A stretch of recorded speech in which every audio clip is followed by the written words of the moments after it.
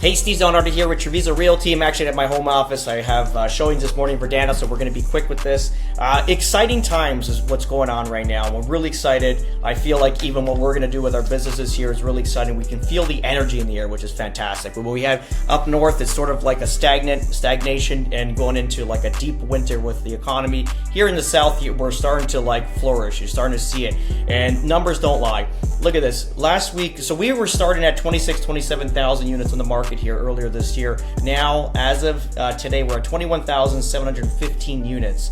So week over week, we lost about 4 to 5% on inventory just in Southwest Florida. And then sales exciting. Last week was 400, or the week prior, 489 sales, and this week we're at 642. It doesn't sound like much, but when you put it in percentage form, it's 24% increase in sales. That's 24% more inventory sold in the last 7 days than the week prior and the week prior to that, because we've been at that 3 to 400 range. So 642 is historic numbers, and inventory is coming down, which means, if you know how it is, it's like less inventory, the more money houses are going to be selling for. And I'm going to go into something real quick. I got to leave real shortly here.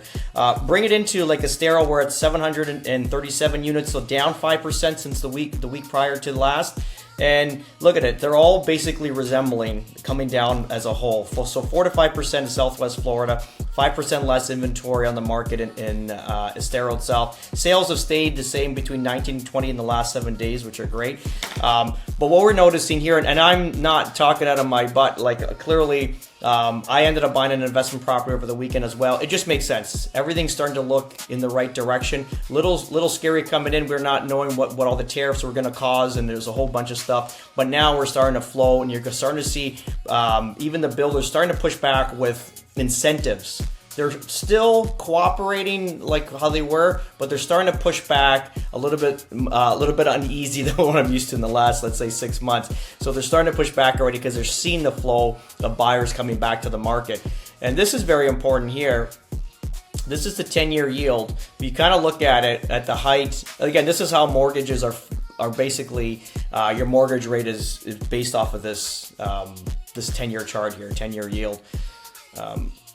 Learned that this year actually. So, but anyway, this makes all sense. So 4.8% earlier prior to the election. Then we had this amazing drop off in April down to 4 flat, which is great. And then ultimately there was a rise. And you know, Trump's been putting pressure on Jerome Powell to reduce the rates, which he hasn't.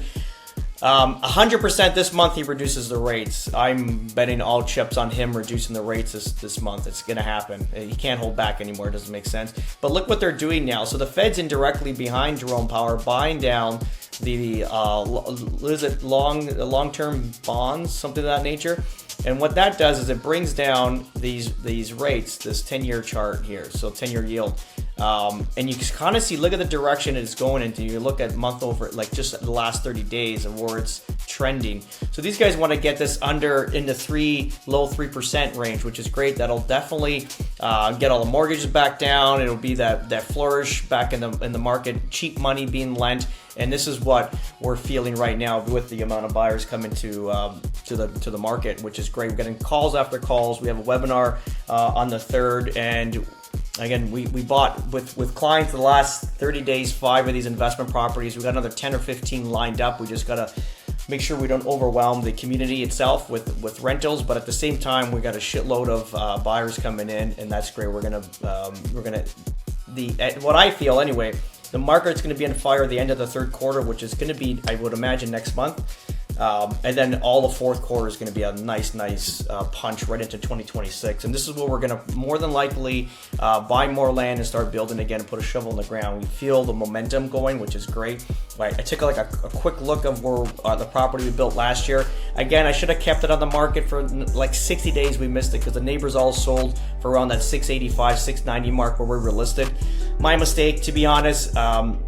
Should have kept it on vacant and then sold it. But again, we're making great money right now. We're at $3,500 a month, so that's I mean, the house we paid in cash, so at that time that was all $3,500 a month cash flow back into our pockets, and now we're moving money out of that property and buying other stuff, which is great. But that's pretty much it for today. If you have any questions regarding properties in Southwest Florida, give us a call. Again, we're going to be looking at the market a lot different than a typical realtor because we are investors. So when you do buy and sell properties through us, you're going to get like a high level education level and always be in a position to sell or buy at a good price. Have a great day.